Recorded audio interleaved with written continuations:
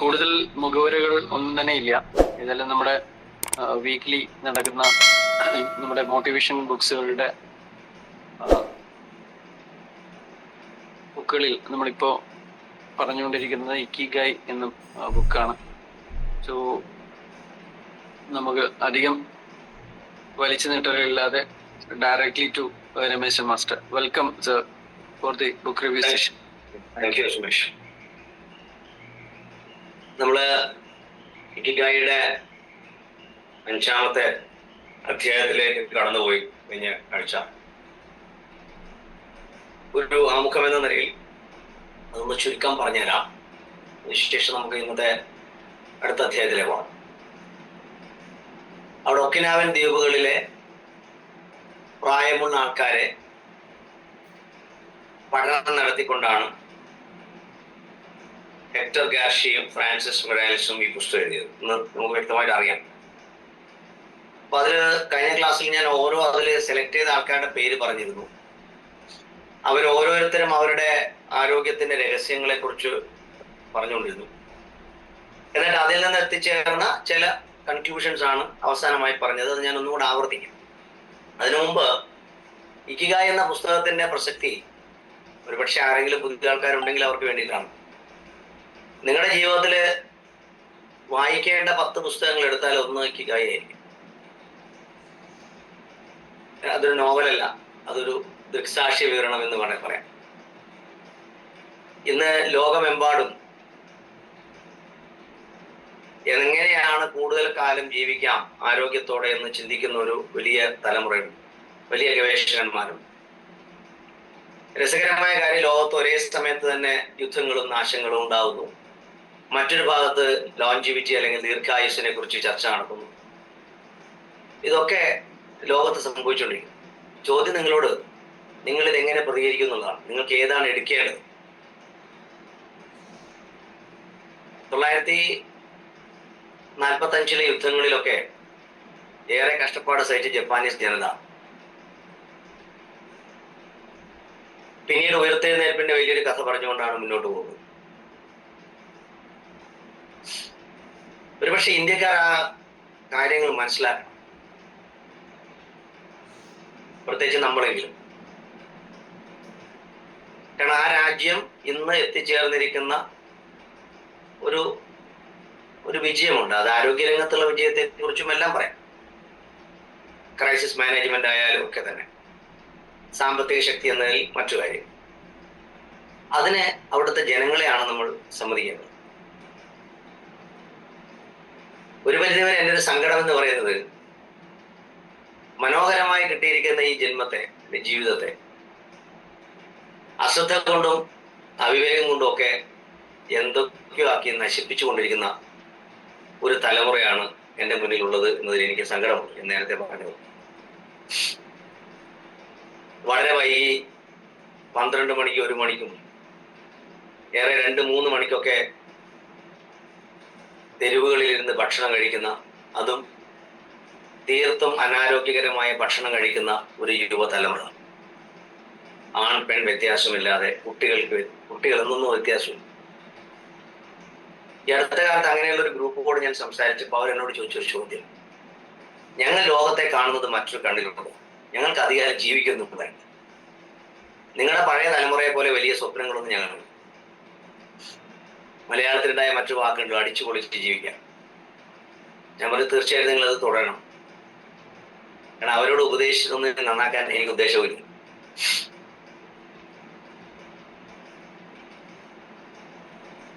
ഈ പർട്ടിക്കുലർ ടോപ്പിക്കായി ഇക്കിഗായിലേക്ക് വരുന്നതിന് മുമ്പ് ഞാനിത് പറയാൻ കാരണം, ഓരോ ദിവസം കഴിയുമ്പോഴും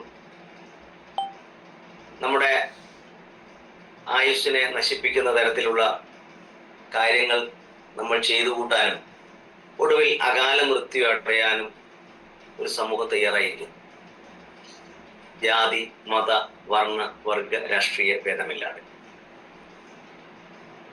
ഇവിടെയാണ് ഇക്കിഗായ് എന്ന പുസ്തകത്തിന്റെ പ്രസക്തിയെ ഞാൻ കാണുന്നത്. ഓരോ വ്യക്തിക്കും അവരുടെ ജീവിതത്തിൽ എന്തിനാണ് ജീവിക്കുന്നത്, എന്താണ് ജീവിത ലക്ഷ്യം എന്ന് ചോദിച്ചാൽ ഏറെക്കുറെ ആൾക്കാർക്ക് വലിയ ഉത്തരവൊന്നുമില്ല. ആരുടെയൊക്കെയോ തുള്ളലുകൾ കണ്ട് അതുപോലെ തുള്ളുന്നൊരു സമൂഹമാണ്. അതിൽ നിന്ന് വ്യത്യസ്തമായി ആരോഗ്യത്തോടെ ഏറെക്കാലം ജീവിക്കണമെന്ന് ആഗ്രഹിക്കുന്നവർ വായിക്കേണ്ട ഒരു പുസ്തകമാണ് ഇക്കിഗായ്. അല്ലാത്തവർ ഇത് വായിക്കണമെന്ന് ഞാൻ പറഞ്ഞിട്ടില്ല. ഒന്നുകൂടെ ഞാൻ പറയാം. ആരോഗ്യത്തോടെ സന്തോഷത്തോടെ ഏറെ കാലം ജീവിക്കണമെന്ന് ആഗ്രഹിക്കുന്നവർ ആ പുസ്തകം വായിച്ചാൽ, എന്നിട്ട് അത് പ്രാവർത്തികമാക്കൂടെ ചെയ്താൽ ഇത് സാധ്യമാണ്.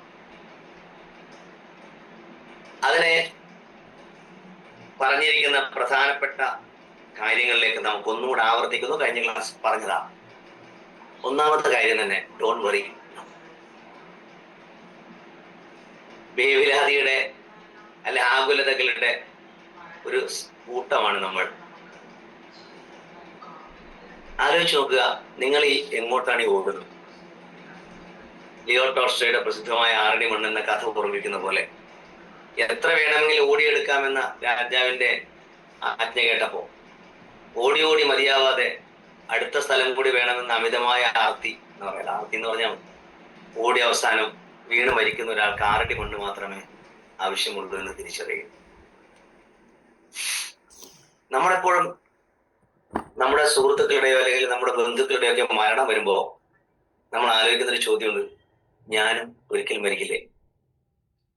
അപ്പോഴാണ് നമ്മൾ ക്ഷണികമായ ജീവിതത്തെ കുറിച്ച് ആലോചിക്കുന്നത്.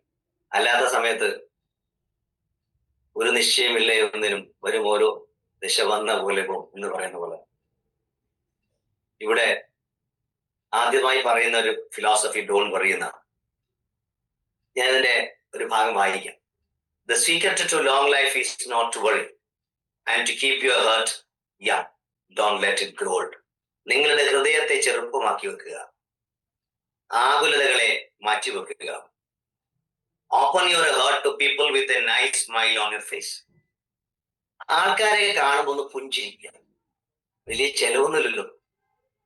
പക്ഷെ ഇത് നിങ്ങൾ ഒരു പട്ടണത്തിലൂടെ നടന്നു നോക്കിയാൽ പുഞ്ചിരിക്കുന്ന എത്ര പേരുണ്ട്?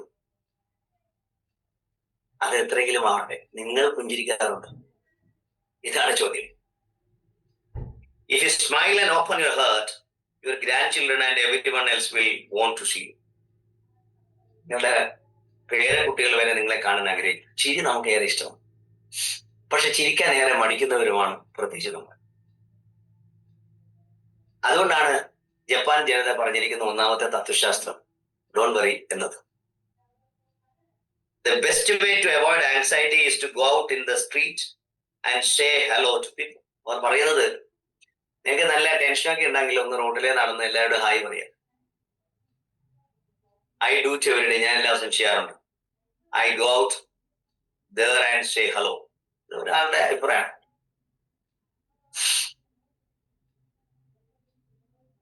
ഇനി പറയുന്നൊരു കാര്യം, here everyone gets along. We try not to cause problems. Spending time together and having fun is the only thing that matters. ഒന്നിച്ച് സമയം ചെലവഴിക്കുക. ഈ ഒക്കിനാവൻ ജനത ഒറ്റയ്ക്ക് അല്ല, ഒന്നിച്ചാണ് അവർ സമയം ചെലവഴിക്കുന്നത്. Having fun is the only. അതിൽ കൊച്ചു കൊച്ചു തമാശകളൊക്കെ പറഞ്ഞ് ഇരിക്കുന്ന ഒരു തലമുറ നമുക്കും ഉണ്ടായിരുന്നു.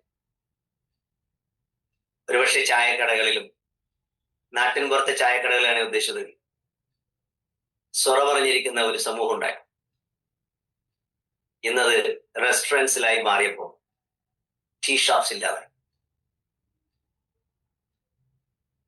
എനിക്കൊന്ന് വൈകി ഈ അടുത്ത കാലത്ത് ഒരു സ്റ്റഡി മാതൃഭൂമി ന്യൂസുമായിട്ടാണ് കൊണ്ടുവന്നത്.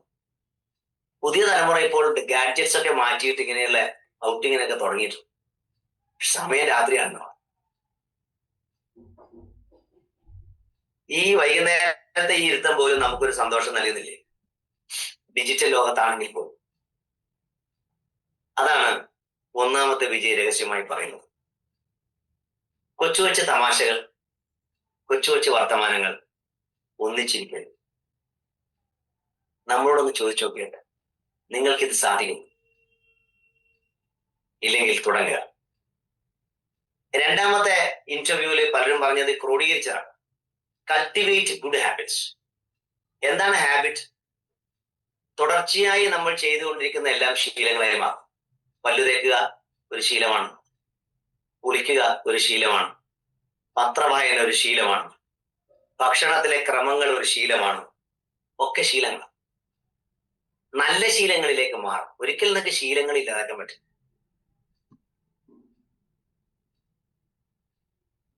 നമുക്കൊക്കെ ഒരു ശീലമുണ്ട്. അത് നടത്തമായാലും, അത് വാക്കുകൾ ഉപയോഗിക്കുന്നതായാലും, ഭക്ഷണം ഉണ്ടാക്കുന്നതായാലും ഒരു ശീലമുണ്ട്.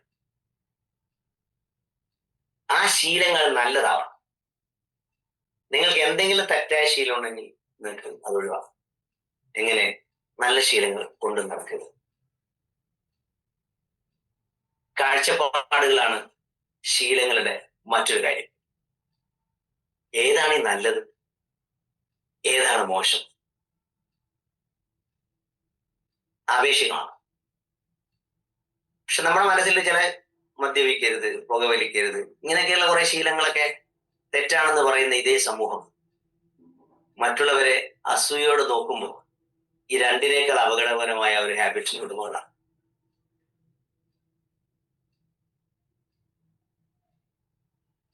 നിങ്ങൾ അസൂയയോടെ ഒരാൾ നോക്കുന്നു, അല്ലെങ്കിൽ അദ്ദേഹത്തെ വളരെ മോശം വർത്തമാനം പറയുന്ന നിങ്ങൾ കേൾക്കാതെ, അത് ഏറ്റവും മോശമായ ഒരു ഹാബിറ്റാണ്. പുകവലിയേക്കാൾ മദ്യം ഉപയോഗിക്കുന്നതേക്കാൾ. അപ്പൊ ഹാബിറ്റ് ഉണ്ടാവുന്നത് നിങ്ങളുടെ തലച്ചോറിലെ ന്യൂറോൺസിന്റെ ഒരു പ്രത്യേക തരത്തിലുള്ള ഒരു കൂട്ടായ്മ വരുമ്പോഴാണ് ഒരു ഹാബിറ്റ് ഉണ്ടാവുന്നത്. അതിന് ന്യൂറോപ്ലാസ്റ്റിസിറ്റി എന്ന് പറയും. ആ ന്യൂറോൺസിനെ ഒരു പ്രത്യേക പാത്വേ നമുക്ക് ഉണ്ടാക്കി. അതാണ് നമ്മുടെ ഹാബിറ്റ്. ആരും പറയാതെ രാവിലെ എഴുന്നേറ്റ് ടോയ്ലറ്റിൽ പോയി തിരിച്ചു വന്ന് ബ്രഷ് എടുത്തു, പേസ്റ്റ് എടുത്തു. നിങ്ങൾ ആരും പഠിപ്പിക്കേണ്ട കാര്യം.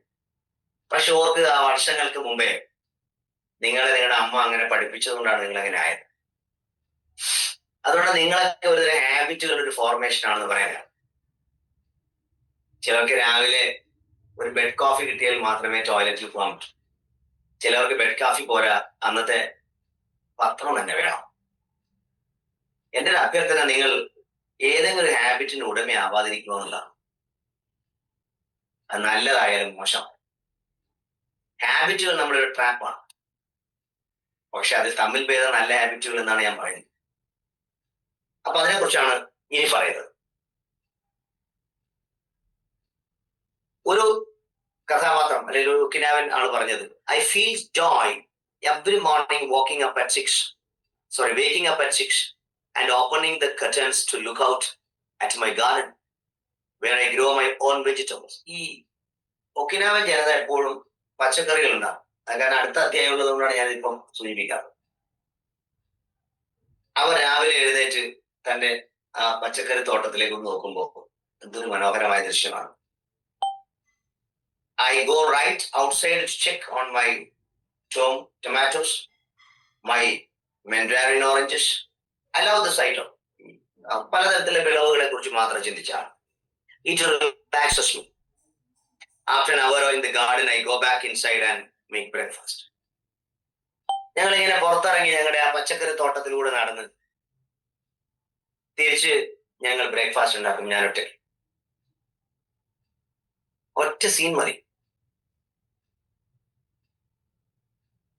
മൈസൂരും അല്ലെങ്കിൽ കർണാടകത്തിലെ ഭാഗങ്ങളും തമിഴ്നാടൊക്കെ പോകുന്ന സമയത്ത് നീണ്ടു കിടക്കുന്ന കൃഷിസ്ഥലങ്ങൾ, വാഴത്തോട്ടങ്ങൾ എന്നെ ഏറെ ആകർഷിക്കാറുണ്ട്. ഒപ്പം നമ്മുടെ നാട്ടിൽ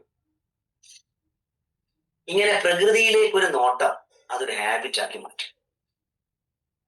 ഇതിന് ജപ്പാനിൽ പോകേണ്ട കാര്യം.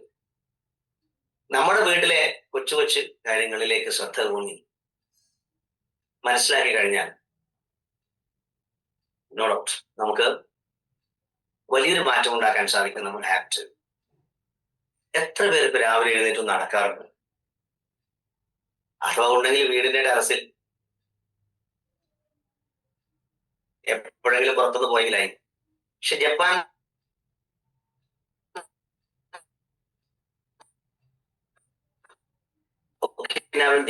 പ്രകൃതിയെ ആസ്വദിച്ചു. പലരും എന്നോട് പറഞ്ഞിട്ടുണ്ട്, സർ സമയമില്ല.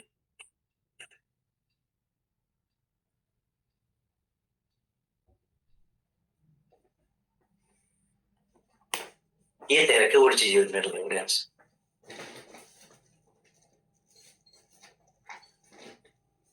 അപ്പോഴാണ് ഞാൻ ആദ്യം ചോദിച്ചു, എന്തിനാണ് ഈ തിരക്ക്?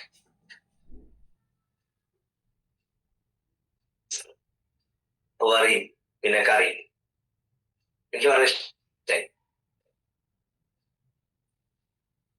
കറി സംസാരിച്ചപ്പോഴാണ് മനസ്സിലായത് നമ്മുടെ ഒക്കെ ഒരു വേഗതയുണ്ടല്ലോ, ഹറി. പിന്നെ ഈ ഹറിയിൽ പോകുന്ന സമയത്ത് ഇവർക്ക് വറി ഉണ്ടാവും. പിന്നെ നമ്മൾ കഴിക്കുന്ന ഭക്ഷണമാണ് ഉദ്ദേശിക്കുന്ന കറി. ഇത് മൂന്ന് മതി മനസ്സിലാക്കാൻ. അപ്പൊ ഇങ്ങനെ പ്രകൃതിയിലേക്ക് നടക്കുക, അതാണ് അവരുടെ മറ്റൊരു രീതി. I plant my own vegetables and cook dum myself. ഞാൻ തന്നെ ഉണ്ടാക്കിയ പച്ചക്കറികളാണ് ഞാൻ ഉപയോഗിക്കുക. That's my ikigai. അതാണ് എന്റെ ഇക്കിഗായ്. ഇക്കിഗായ് എന്ന് പറഞ്ഞാൽ ഒരാൾക്ക് വ്യത്യാസം. സ്വന്തം പച്ചക്കറികൾ പറിച്ചു അതിൽ നിന്നും ഒരു രണ്ട് വേണ്ടയോ അല്ലെങ്കിൽ അതിലേക്ക് കഴിക്കുമ്പോൾ ഉണ്ടാകുന്ന ഒരു സുഖം. ഇന്നത്തെ തലമുറ അതിനൊന്നും സാധ്യമല്ല. അവർക്ക് താല്പര്യമില്ല. അവർക്ക് സ്വിഗ്ഗിയിലും സൊമാറ്റോയിലൊക്കെ ഓർഡർ ചെയ്യുമ്പോൾ വീട്ടിൽ കിട്ടുന്ന ഭക്ഷണം മതി. ഏതായാലും ഈ സമീപകാല യുദ്ധാനുഭവം കുറച്ച് ജനങ്ങളെ പഠിപ്പിക്കാൻ തുടങ്ങി. ഒന്ന് പുറത്തിറങ്ങാൻ, അല്പനേരം മറ്റു ചില കാര്യങ്ങൾ ചെയ്ത് എപ്പോഴും എല്ലാം ലഭിക്കില്ല എന്ന് തിരിച്ചറിയുന്ന ഒരു മാനസികാവസ്ഥ ഉണ്ടാവാം. The key to staying sharp in old age is in your fingers. നമ്മുടെ വിരലുകളിലാണ് നമ്മുടെ ആരോഗ്യം. എന്ന് പറഞ്ഞാൽ അധ്വാനിക്കുക എന്നുള്ള അർത്ഥത്തിലാണ് നമ്മുടെ അടുത്ത്.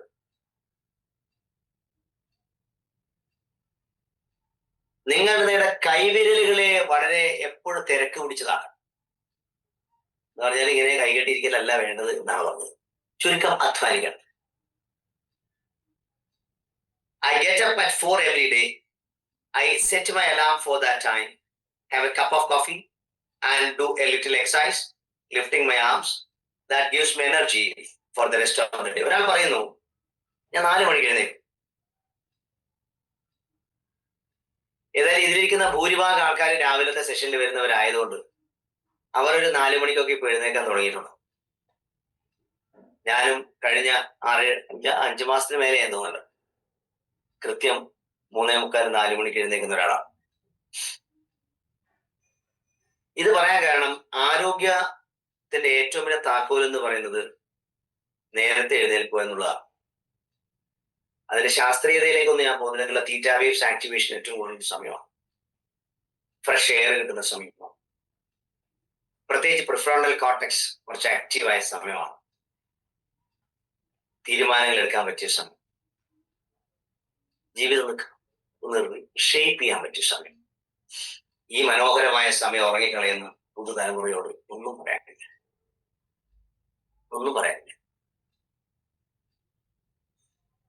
പക്ഷെ ഒന്ന് പറയാനുണ്ട്.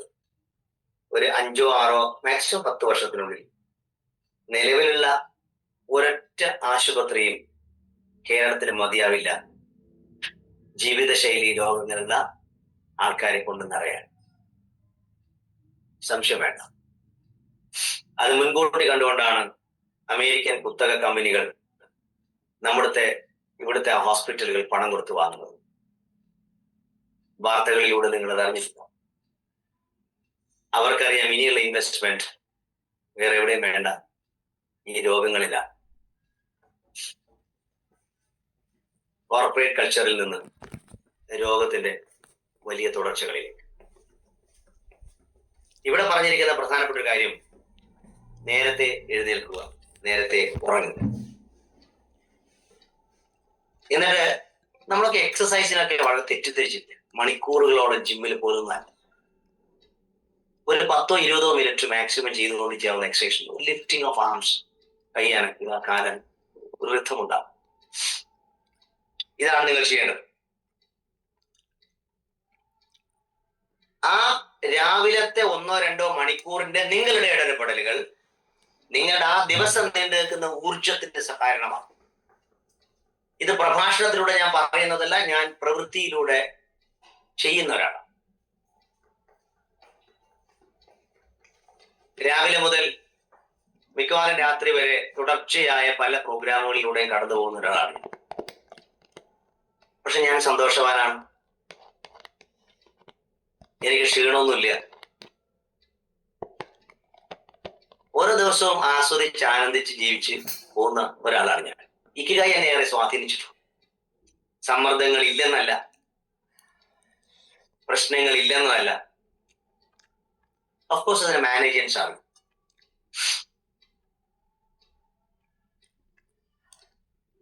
ഇത് ഏവർക്കും സാധിക്കും എന്നുള്ളതാണ് ഇക്കിഗായി പഠിപ്പിക്കുന്നത്.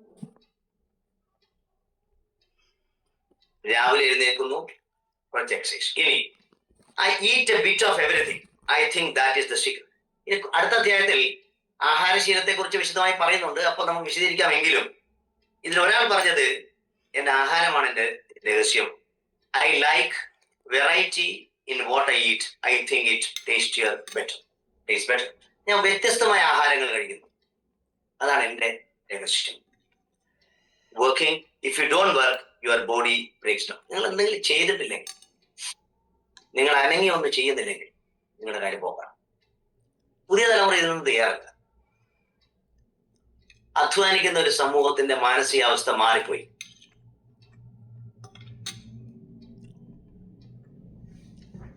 അതുകൊണ്ടാണ് പറയുന്നത്, പ്രത്യേകിച്ച് ടെക്കികൾ, പ്രത്യേകിച്ച് ബാംഗ്ലൂരൊക്കെ ജോലി ചെയ്യുന്ന ടെക്കികൾ 70% വരെ ലൈഫ് സ്റ്റൈൽ ഡിസീസ് ബാധിച്ചു കഴിഞ്ഞു എന്നാണ് സർവേ പറയുന്നത്. രാത്രിയിൽ ഉറക്കം വിളിച്ചുകൊണ്ടുള്ള അവരുടെ പഠനം, അവരുടെ ജോലി, ഒരു വ്യവസ്ഥയുമില്ലാത്ത ആഹാരശീലം, തീരെ എക്സസൈസ് ഇല്ല, ശക്തമായ സമ്മർദ്ദം. നമ്മൾ ബിടെക്കും എംടെക്കും കഴിഞ്ഞ് ലക്ഷക്കണക്കിന് കോടിക്കണക്കിന് രൂപ ഇൻവെസ്റ്റ് ചെയ്തു മക്കളെ അയക്കുന്ന ഈ തൊഴിൽ അവരുടെ ആജീവനാന്ത ജീവിതം തകർക്കുന്നു എന്ന ഞെട്ടിക്കുന്ന കണക്കുകൾ ഒരു പരിധിവരെ രക്ഷിതാക്കളെ അസ്വസ്ഥരാണ്. അതുകൊണ്ട് ആ ജോലി വേണ്ടെന്നല്ല, ഒരു ചിട്ടയോടുകൂടി ഈ പറയുന്ന ഒരു പ്രോസസ്സിലൂടെ അവരെ കടത്താൻ ഒരു രക്ഷിതാവും സംസാരിക്കുന്നില്ല, ഒരു എഡ്യൂക്കേഷണൽ ഇൻസ്റ്റിറ്റ്യൂഷനും ശ്രമിക്കുന്നില്ല. ഈ അടുത്ത കാലത്ത് ഒരു പ്രഗത്ഭമായ ഒരു എഞ്ചിനീയറിംഗ് കോളേജിൽ ഞാനൊരു സെഷൻ ചെയ്യാം. അവരൊക്കെ ഹൈ ബ്രില്യൻ സ്റ്റുഡൻസ് ആണ്.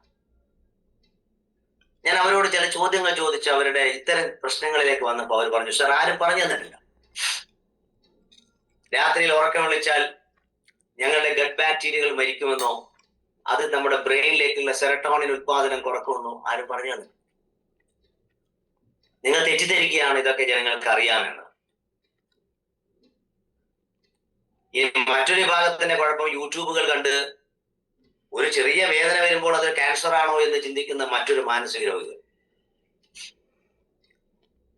കാരണം എവിടെയൊന്നോ കിട്ടിയ കുറച്ച് വിവരങ്ങൾ പറയുന്ന കുറെ സോഷ്യൽ ഡോക്ടർമാർ, ഒന്നും ശാസ്ത്രീയമായി പഠിക്കാതെ അത് കേട്ട് വിശ്വസിച്ച് എന്തൊക്കെയോ ചെയ്യുന്ന മറ്റൊരു വിഭാഗം. ആകെ ഇക്കിഗായിക്ക് ഓപ്പോസിറ്റ് ആണ് നമ്മുടെ യാത്ര. ഇനി മറ്റൊരാൾ, I wake up every day at the same time early and spend the morning in my vegetable garden.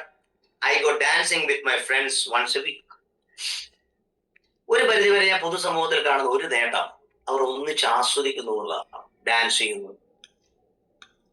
നമ്മളൊക്കെ യൂറോപ്യൻ കൾച്ചർ എന്ന് പറഞ്ഞ് തള്ളിക്കളഞ്ഞ ഡാൻസിങ്, ഞാൻ ഉദ്ദേശിക്കുന്ന പബ് ഡാൻസുകളല്ല, ഒന്നിച്ചിരുന്നു കൊണ്ട് പാട്ടുകൾ പാടിക്കൊണ്ട് ഡാൻസ് കളിക്കുന്ന ഒരു കൈകൊട്ടി കളി പോലെയുള്ള ഒരുപാട് കാര്യങ്ങൾ നമ്മുടെ നാട്ടിൽ വന്നു കഴിഞ്ഞു. ചിലപ്പോൾ നൃത്ത തരംഗങ്ങൾ ഉണ്ടാവും, അത് നന്നാവും. ഒന്നിച്ചിരുന്ന് പാട്ടുപാടി ഡാൻസ് കളിക്കുന്ന ഒരു സമൂഹം ഉണ്ടാവുന്ന എപ്പോഴും നല്ലതാണ് എന്നാണ് ഇക്കിഗായി പറയുന്നത്. I never forget to do my Tayaso exercises when I get up. അതൊരു എക്സസൈസ് ആണ് ജപ്പാനീസ്. മറ്റൊന്നവരുടെ രീതി, ഈറ്റിംഗ് വെജിറ്റബിൾസ്. ഈ ക്ലാസ് കേൾക്കുന്നവരുടെ എണ്ണം എത്രയെന്ന് ഞാൻ നോക്കുന്നില്ല. നിങ്ങൾ ഗൗരവക്കാരാണെങ്കിൽ നിങ്ങൾ വെജിറ്റബിൾസ് മാത്രം കഴിക്കണമെന്നല്ല, നിങ്ങൾ എന്ത് കഴിക്കുന്നു എന്നതല്ല, ആ കഴിക്കുന്നതിൽ നിങ്ങളുടെ ശരീരത്തിന് ആവശ്യമായ പോഷകങ്ങളായ ന്യൂട്രിയൻസ് ഉണ്ടോ എന്നുള്ളതാണ് നിങ്ങൾ ചിന്തിക്കുക. ഏതായാലും ഈ പ്രേക്ഷകരോട് എനിക്കത് പറയണമെന്ന് തോന്നിയതുകൊണ്ട് പറയട്ടെ. നിങ്ങൾ കഴിക്കേണ്ട 7 കാര്യങ്ങളാണ്. 1, 350 ഗ്രാം ഏകദേശം ഒരു ദിവസം മതിയാവുന്ന തരത്തിലുള്ള കാർബോഹൈഡ്രേറ്റ് അഥവാ ധാന്യകം. അത് നിങ്ങൾക്ക് മില്ലറ്റ്സ് ആവാം, അത് നിങ്ങൾക്ക് ചോറാവാം, അത് നിങ്ങൾക്ക് ചപ്പാത്തി ഒഴിവാക്കുന്നതായിട്ട് ഗോതമ്പ് ഒഴിവാക്കുന്നതാണ് നല്ലത്. എങ്കിലും നിങ്ങൾക്ക് കാർബോഹൈഡ്രേറ്റ് 350 ഗ്രാംസ്, ഒരു 20 മുതൽ 30 ഗ്രാം വരെ ഫാറ്റ്, അതോടൊപ്പം തന്നെ ഒരു 2 മുതൽ 3 ലിറ്റർ വരെയുള്ള വെള്ളം, ആവശ്യത്തിന് ഫൈബർ അല്ലെങ്കിൽ നാരുവർഗ്ഗങ്ങൾ. നമുക്ക് കുക്കുംബർ മുതൽ അങ്ങോട്ട് തുടങ്ങാം.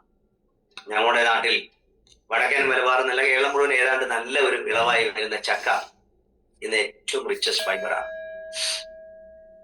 എല്ലാ ഫ്രൂട്ട്സും ഫൈബറിൽ വരുന്ന ഒരു വിഭാഗമാണ്, വെജിറ്റബിൾസ്. മറ്റൊന്ന് നമ്മൾ ഏറ്റവും കുറവ് ചെയ്യുന്ന ഒന്ന് പ്രോട്ടീനാണ്.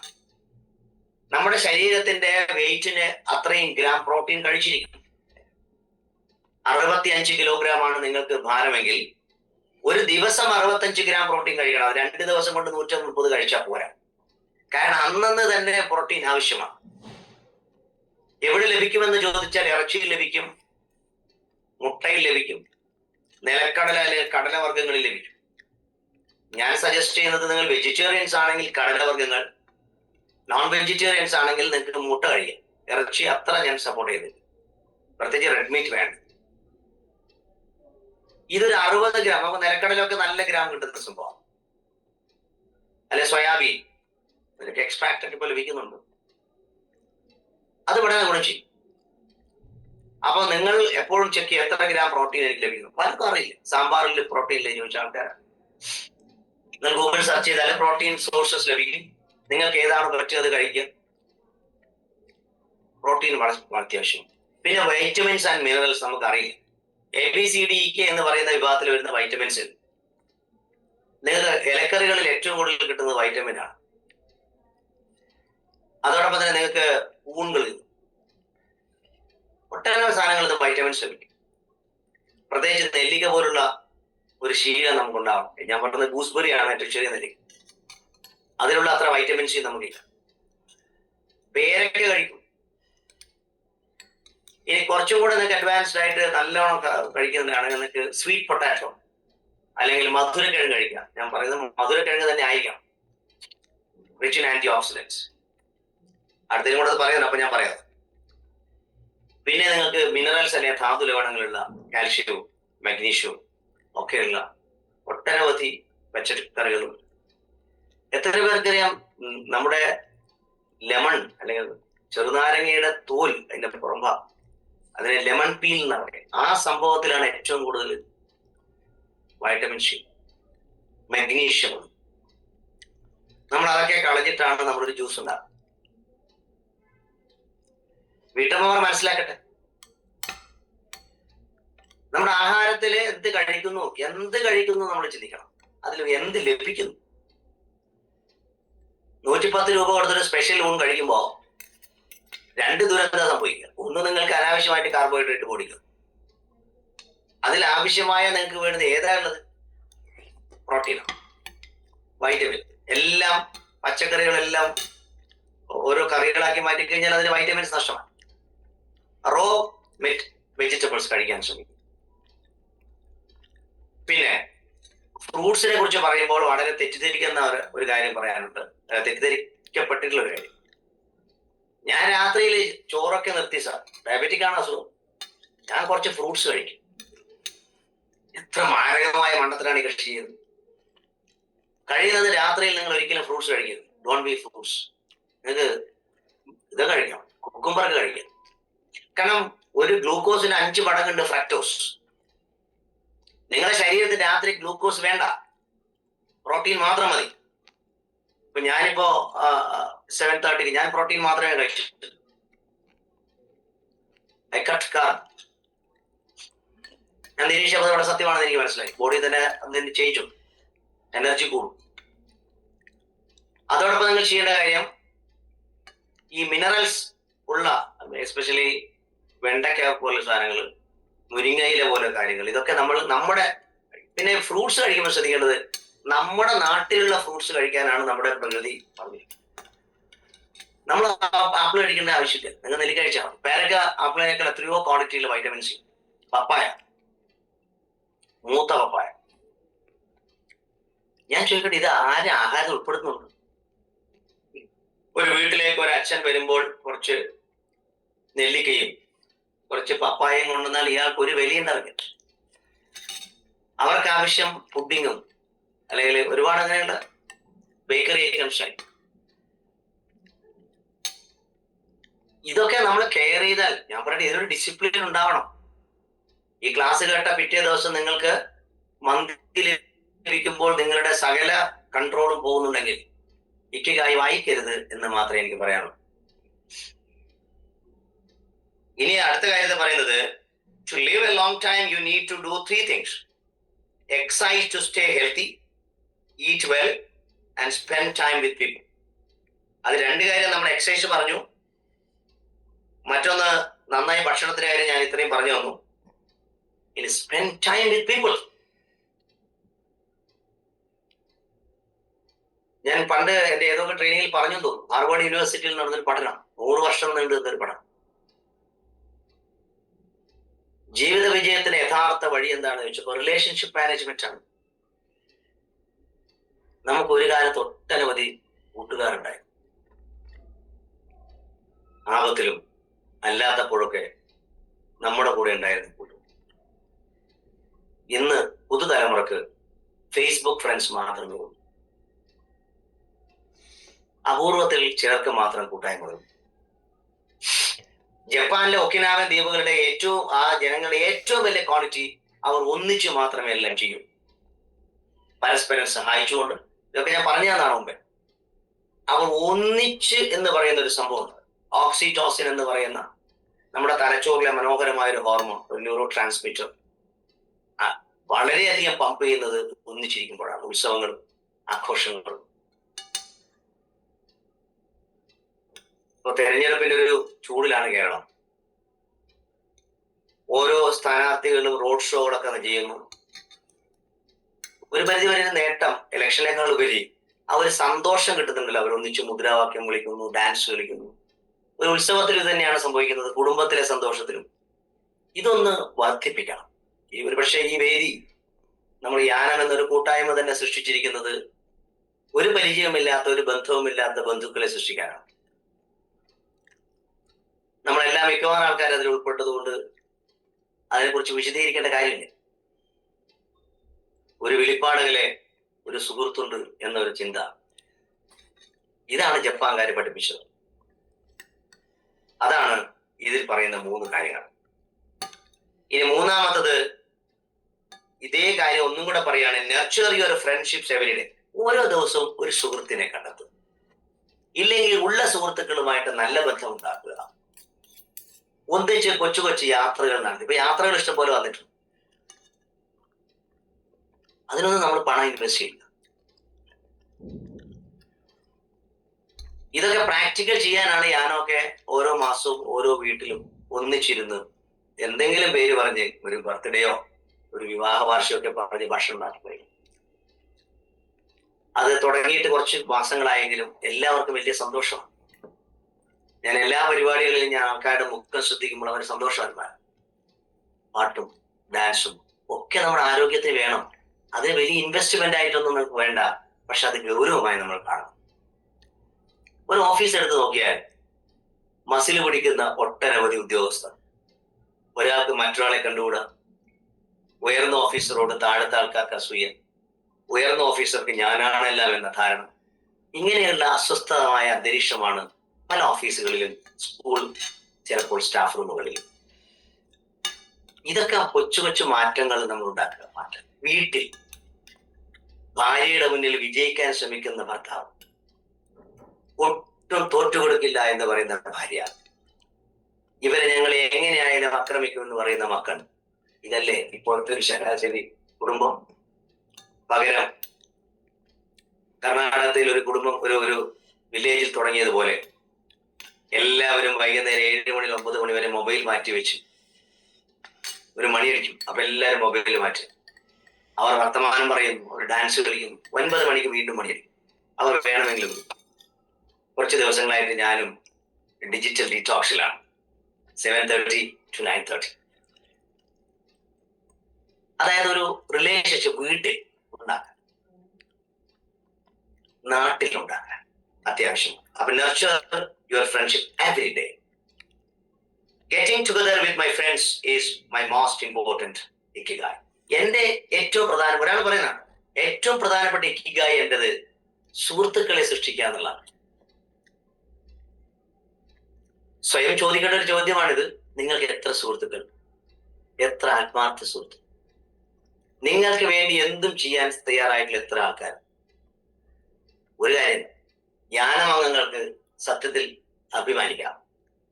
കാരണം അവർക്ക് ഒരാൾ കൂടിയേ തീരും, ഒരു സംശയം വേണ്ട. അങ്ങനെയുള്ള കൂട്ടായ്മകൾ നമുക്ക് എത്രത്തോളം ഉണ്ടാക്കാൻ സാധിക്കും? അതാണ് ചോദ്യം. മറ്റൊരാൾ പറയുന്നു, my main hobby is getting together with friends and neighbours. ഒന്നിച്ചിരിക്കണം. അത് വെറുതെ ഫോൺ ചെയ്താൽ മാത്രം പോരാ. ഇന്ന് ഡിജിറ്റലായിട്ട് നമുക്ക് വിഷ്വലൊക്കെ കാണാനൊക്കെ പറ്റുമെങ്കിലും ഒന്ന് കണ്ടൊന്ന് കെട്ടിപ്പിടിച്ച് ഒരു ഹഗ് ചെയ്യുമ്പോൾ ഉണ്ടാവുന്ന ഒരു സ്നേഹത്തിന്റെ ഒരു എന്താ പറയുക, ഒരു കുത്തൊഴുക്കുണ്ടല്ലോ, അതുണ്ടാക്കുന്ന സെറട്ടോണിനും ഓക്സിറ്റോസിനും ഒരു പരിധിവരെ ഡോപ്പമൈനും നമ്മുടെ ആരോഗ്യം വർദ്ധിപ്പിക്കുന്നു. ഇന്ന് കുടുംബങ്ങളിൽ ഏറ്റവും വലിയ ദുരന്തം ആർക്കും ആരോടൊന്നും പറയാനില്ല, കേൾക്കാൻ ആരുമില്ല എന്ന അവസ്ഥയാണ്.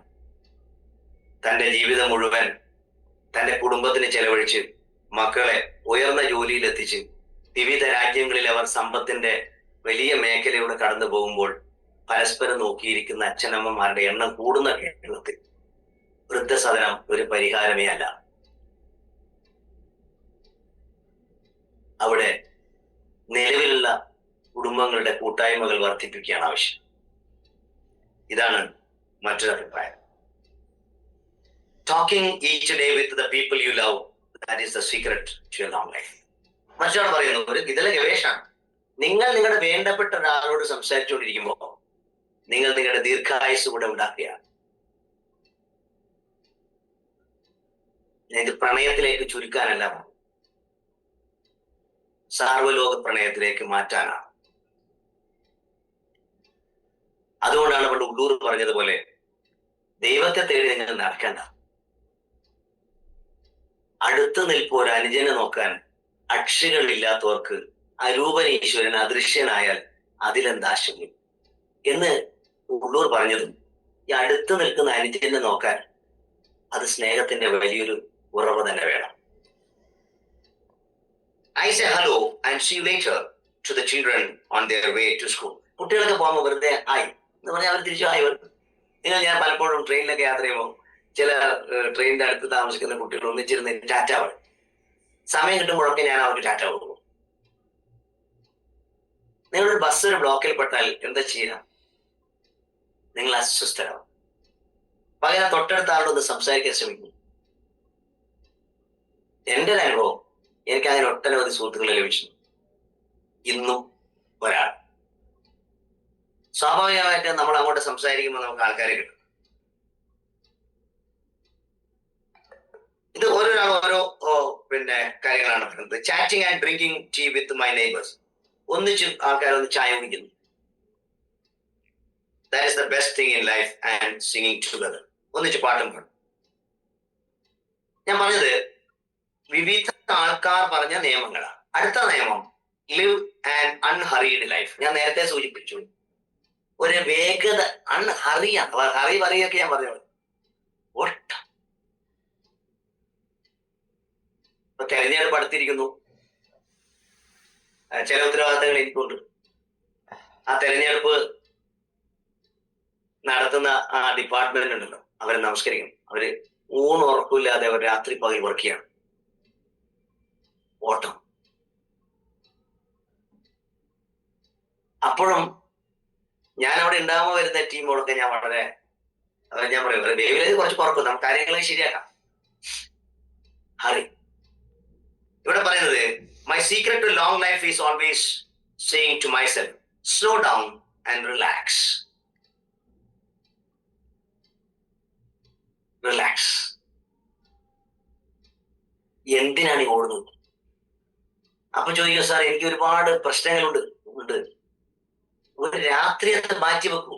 ആരെങ്കിലും നിങ്ങളെ കൊല്ലാനൊന്നും വരുന്നില്ല, അല്ലാതെ നിങ്ങൾ ആ രാത്രിയിലൊന്നും ചെയ്യാൻ പോകുന്നില്ല. നിങ്ങൾ എത്രത്തോളം റിലാക്സ് ആവുന്നുവോ അത്രത്തോളം നിങ്ങളുടെ പ്രോബ്ലം സോൾവിങ് സ്കിൽ വർദ്ധിക്കും. നഷ്ടസ്വർഗങ്ങളെ എന്നൊക്കെ പാടാതെ അങ്ങനെയുള്ള പാട്ടുകൾ പോലും ഞാൻ പ്രൊമോട്ട് ചെയ്യാറില്ല. സ്വപ്നങ്ങളെ വീണുറങ്ങൂ എന്ന് പാടുമ്പോൾ തന്നെ അയാൾക്ക് പ്രശ്നമാണ്. എന്തിനാ സ്വപ്നങ്ങൾ വീണുറങ്ങേണ്ട ആവശ്യം? അതങ്ങനെ പൂക്കളെ പോലെ അങ്ങ് വികസിക്കട്ടെ. ഇനി you live much longer if you are not in a hurry. ഇത് വലിയ ഈ ജപ്പാൻകാർ ഈ ഒക്കിനാവൻ ദ്വീപ് മാത്രമല്ല 5 സ്ഥലത്ത് ബ്ലൂ സ്റ്റോൺ ഉണ്ടെന്ന് കാണും. അടക്കില്ല ജനങ്ങൾ മെല്ലെ ആരംഭിച്ചു. നിങ്ങൾ ടൈറ്റാനിക് എന്നൊരു സിനിമ കണ്ടിട്ടുണ്ടാവും. ഞാൻ സിനിമ പലതവണ കാണാൻ കാരണം ആ ടൈറ്റാനിക് കപ്പൽ മുങ്ങുമ്പോൾ ഓരോരാളെ എങ്ങനെയൊക്കെയാണ് പ്രതികരിക്കുന്നത്. ഒരാൾ മറ്റുള്ളവരുടെ പണം കവരുന്നു, മറ്റൊരാൾ വേഗത്തിന് ഇങ്ങനെ ഓടിക്കൊണ്ടിരിക്കുന്ന ഒരു മനുഷ്യൻ തന്റെ വയലിനെടുത്ത് മനോഹരമായി വായിച്ചുകൊണ്ടിരിക്കുന്നു. ദുരന്തം മുന്നിലുണ്ട്. അദ്ദേഹം ജീവിതത്തിൽ കൊടുക്കുന്ന മെസ്സേജ് ആ സമയം ഇത്തിരി നേരം ഉണ്ടെങ്കിൽ അത് ചിരിച്ചുകൊണ്ട് പോകാം എന്ന് പറയുന്നൊരു മാനസികാവസ്ഥയാണ്. I make things with that's my key. ഒരു ശാന്തമായിരിക്കുന്ന ഒരു കാര്യത്തെ കുറിച്ചാണ്. ഞാൻ എഴുന്നേറ്റ ഉടനെ ഞാൻ പ്രാർത്ഥിക്കും. ഒരാൾ പറയാം വളരെ നല്ല കാര്യമാണ്, നിങ്ങൾ ദൈവത്തെ വിശ്വസിക്കാം, പ്രാർത്ഥിക്കാം. അതിനേക്കാൾ വേണമെങ്കിൽ ഇങ്ങനെ പ്രകൃതിയെ കുറിച്ച് ഈ ഒരു ദിവസവും കൂടി എനിക്കിവിടെ ഉണരാൻ സാധിച്ചില്ലേ, ഞാൻ മനോഹരമായ പൂക്കളെ ഒന്നുകൂടെ കാണട്ടെ. പലരും ലക്ഷക്കണക്കിന് രൂപ ചെലവഴിച്ച് വീട് കെട്ടു, അവിടെ മനോഹരമായ ഇന്റീരിയർ ഉണ്ടാകും, അവിടെ കുറെ പൂക്കളൊക്കെ കൊണ്ടുവച്ചിട്ടുണ്ടാവും. പക്ഷെ ഇയാൾക്ക് ഇത് കാണാൻ പറ്റുന്നില്ല. ശരിയല്ലേ?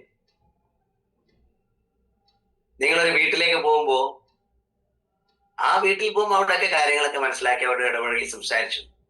എനിക്ക് വളരെ സന്തോഷം തോന്നുന്ന യാനത്തിന്റെ കൂട്ടായ്മകളാണ്. എല്ലാവരും സ്നേഹിച്ചുകൊണ്ട്, തമാശ പറഞ്ഞുകൊണ്ട്, പരസ്പരം പരിഹസിച്ചുകൊണ്ട്, പോസിറ്റീവായിട്ടാണ്. അങ്ങനെയൊക്കെയുള്ള ഒരു കൂട്ടായ്മകളിലേക്ക് ഏവരെയും ഞാൻ സ്വാഗതം ചെയ്യുന്നു. ഇനി ആരെങ്കിലും വന്നിട്ടില്ലെങ്കിൽ അപ്പൊ അതൊക്കെ നമുക്ക് കിട്ടുന്ന ഒരു പ്രത്യേക തരത്തിലുള്ള pray is good. At 7 I calmly start working on my vicar. That is a professional thing.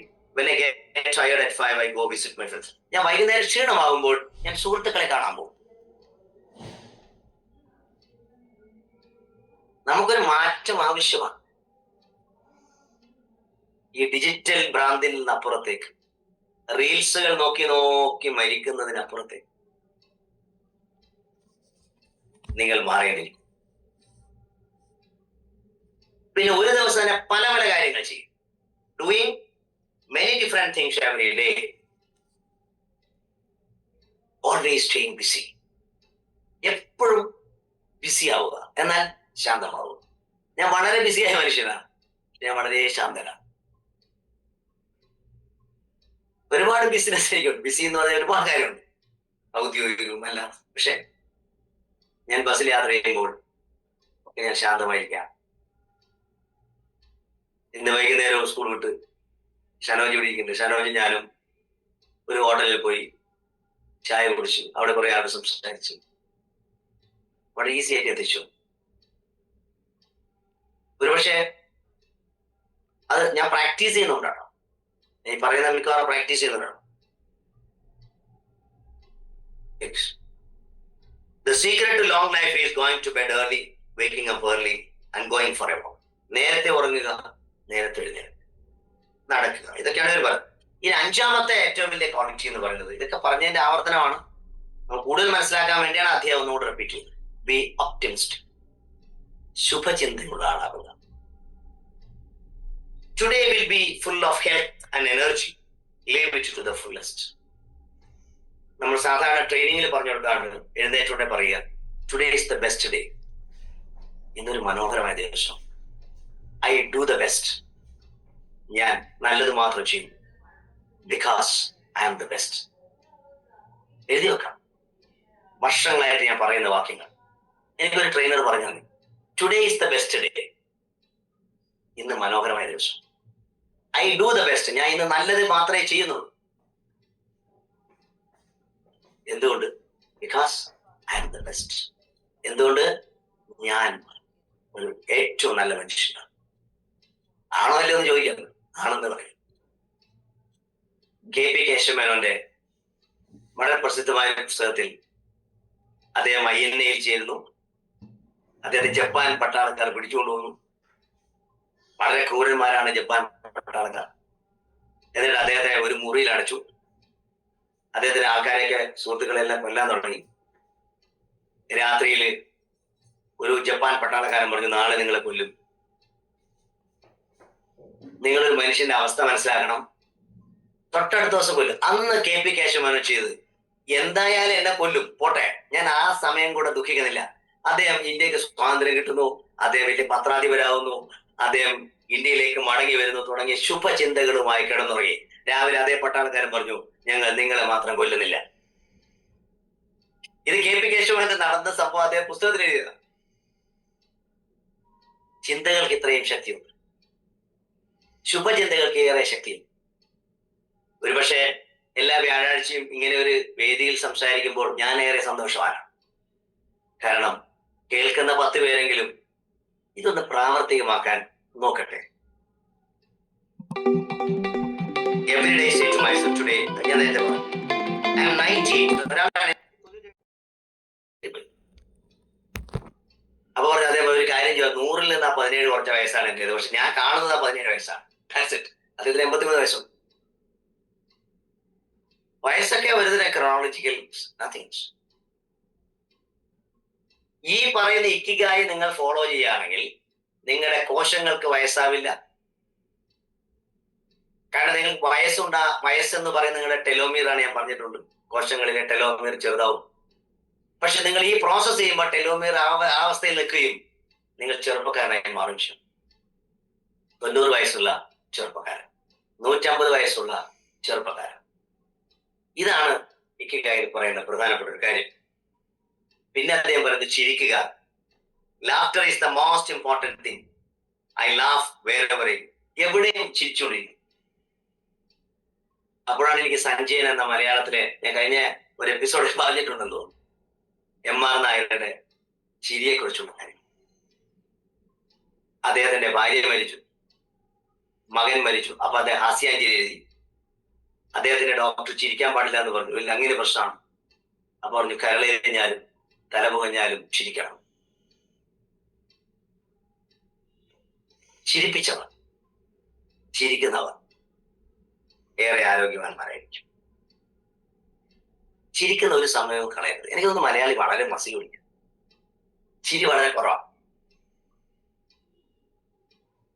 വെറുതെ ചിരിക്കുക. ചിരിക്കാൻ അവസരങ്ങൾ ഇഷ്ടംപോലെ ഉണ്ടാവും.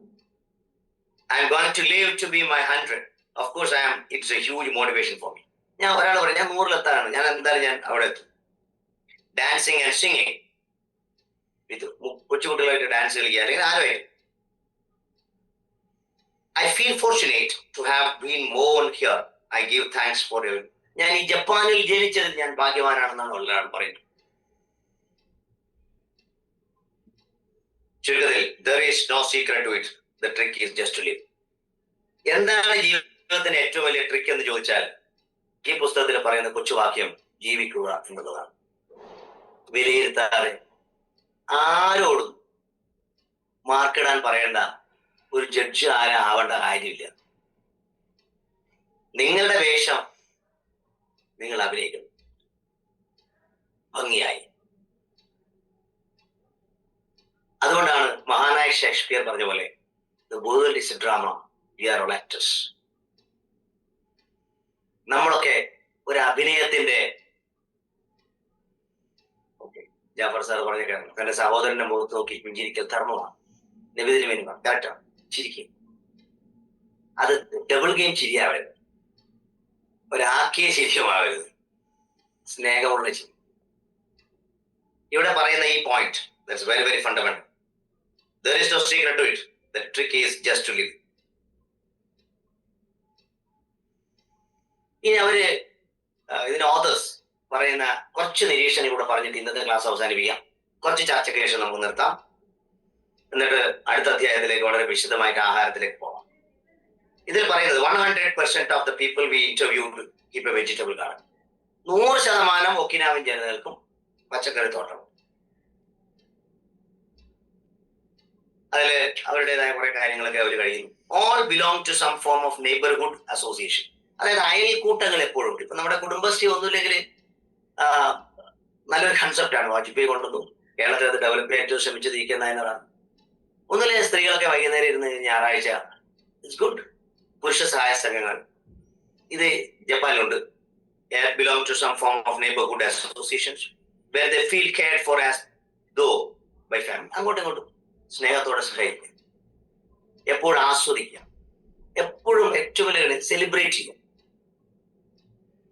ഞാൻ സ്കൂളിൽ പ്രത്യേകിച്ച് എന്റെ അധ്യാപകരോട് പറയാറുണ്ട്, ലെറ്റ് us സെലിബ്രേറ്റ്. എന്തൊക്കെയോ ഇങ്ങനെ ആഘോഷിച്ചു. they have an important purpose in life. അവർക്ക് വലിയ ലക്ഷ്യമുണ്ട് ജീവിതത്തിൽ. അവർക്ക് അവരുടേതായ ഇക്കിഗായിയുണ്ട്. അത് വലിയ സീരിയസ് ആയിട്ട് അവരെടുക്കാറില്ല. അവർ അവരുടെ പാരമ്പര്യത്തിൽ അഭിമാനം കൊള്ളുന്നു. മറ്റുള്ളവർ എന്തു പറയുന്നു എന്നവർ നോക്കാറില്ല. ഈ ബന്ധങ്ങൾ അവർ ഏറ്റവും ശ്രേഷ്ഠമായി കാണുന്നു. അതിന് അവർ പറഞ്ഞ വാക്ക് യുയി മാരു എന്നാണ്. യുയി മാരു അതൊരു ജപ്പാനീസ് വാക്കാണ്. Recognising the connection between people. മറ്റുള്ളവരുടെ ബന്ധങ്ങൾ തിരിച്ചറിയുക, ബന്ധത്തിന്റെ മൂല്യം തിരിച്ചറിയുക. നമ്മുടെ കുട്ടികളിൽ നിന്ന് അകന്നു പോകുന്നു. ഒരു അച്ചാച്ചനെ പണ്ട് ലഭിച്ച അച്ചാച്ചന്മാർക്ക് കിട്ടിയ സ്നേഹം പുതിയ തലമുറ കിട്ടുന്നുണ്ടോ എന്നൊരു സംശയമുണ്ട്. കുട്ടികൾ കൊടുത്തേക്കാം, എനിക്കറിയില്ല. അവരെപ്പോഴും തിരക്ക് പിടിച്ചവർ, എന്നാൽ ശാന്തൻ. ഇക്കിഗായുടെ ഈ അധ്യായം ഇവിടെ അവസാനിക്കുന്നു. ഞാൻ ഒരു അധ്യായം ഒന്നുകൂടെ ആവർത്തിക്കാൻ കാരണം നമ്മുടെ ഉള്ളിൻ്റെ ഉള്ളിൽ നമ്മുടെ ഇക്കിഗായി കണ്ടെത്താനും ഇനിയുള്ള നിമിഷങ്ങൾ ദുഃഖത്തോടെ നശിപ്പിക്കേണ്ടതല്ലെന്ന് തിരിച്ചറിയാനും അവനവൻ തന്നെയാണ് ശക്തിയുടെ ഊർജ്ജസ്രോതസ് എന്ന് മനസ്സിലാക്കാനുമാണ്. Thank you. നമുക്ക് ചർച്ചകളിലേക്ക് പോകാം. സുമേഷ് എന്ന് അറിയുന്നതായിരുന്നു. സുമേഷ് ഹോസ്റ്റ്. ഓക്കെ, ഞാനാണ് ഹോസ്റ്റ്. ആവില്ല. നിങ്ങൾക്ക് എന്തെങ്കിലും അൺമ്യൂട്ട് ചെയ്യാം. ഐ തിങ്ക് ഞാൻ മ്യൂട്ട് ചെയ്തിട്ട് ഞാൻ എല്ലാവരും ഞാൻ അൺമ്യൂട്ട് ചെയ്യട്ടെ.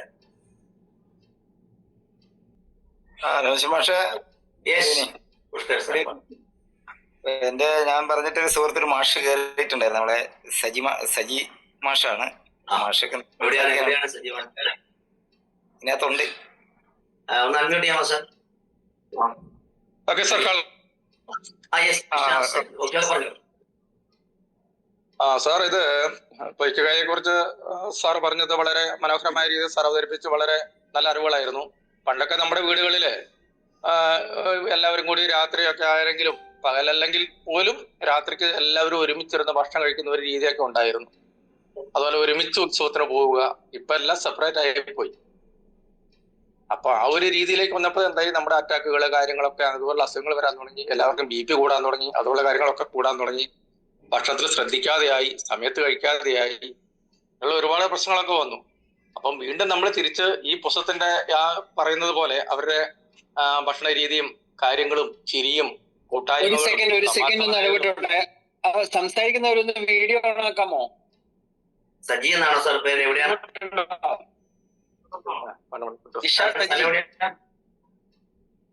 ഓക്കെ ഓക്കെ സാർ എവിടെയാണ് സാർ സ്ഥലം?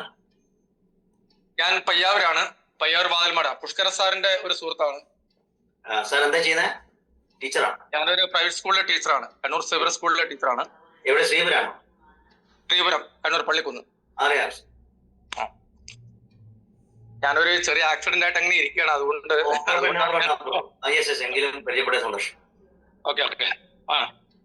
അപ്പൊ ഇതുപോലുള്ള കൂട്ടായ്മകളൊക്കെ വീണ്ടും നമ്മൾ തിരിച്ചു വരികയാണെങ്കിൽ തീർച്ചയായിട്ടും നമ്മുടെ ആയുർദൈർഘ്യം കൂടും, മനസ്സിന് സന്തോഷം ഉണ്ടാവും, ബന്ധങ്ങൾ ദൃഢപ്പെടും. അതിലേക്കൊന്നും ഇപ്പൊ ആളുകൾ ശ്രദ്ധിക്കുന്നില്ല എന്നുള്ളതാണ്. ഈ മൊബൈലും വെച്ചിട്ട് എല്ലാവരും കീഴോട്ട് നോക്കിയിരിക്കുകയാണ്, മുകളിലേക്ക് നോക്കുന്നില്ലല്ലോ. ചുറ്റും പുറത്തും നോക്കാത്ത ഒരു പ്രശ്നങ്ങളൊക്കെയാണ് ഇതിലുള്ളത്. അതൊക്കെ മാറി വീണ്ടും പഴയ രീതിയിലേക്കൊക്കെ വന്ന് ടെക്നോളജി നമുക്ക് വേണം. പഴയ രീതിയിലുള്ള ബന്ധങ്ങളുടെ കെട്ടുറപ്പുകൾ, പണ്ടൊക്കെ നമ്മുടെ പിതാക്കന്മാര് അല്ലെങ്കിൽ മാതാപിതാക്കളൊക്കെ സഹോദരങ്ങളൊക്കെ അടുത്ത വീടുകളിലൊക്കെ പോകുമായിരുന്നു. ഒരു വീട്ടിലെ ഭക്ഷണം വെച്ചിട്ടില്ലെങ്കിൽ നമുക്ക് അറിയാമായിരുന്നു. അപ്പൊ നമ്മുടെ വീട്ടിൽ നിന്ന് അവിടെ കൊണ്ട് കൊടുക്കും.